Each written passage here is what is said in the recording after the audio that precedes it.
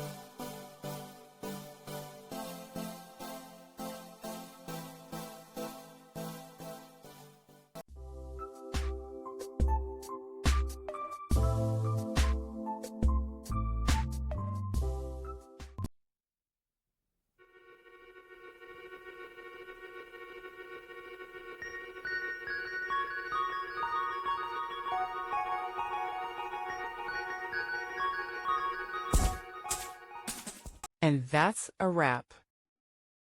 I hope you found the answer you were looking for. If you did, take a second to hit that subscribe button. It really helps out. And let me know in the comments which solution worked best for you. See you next time in the debug zone.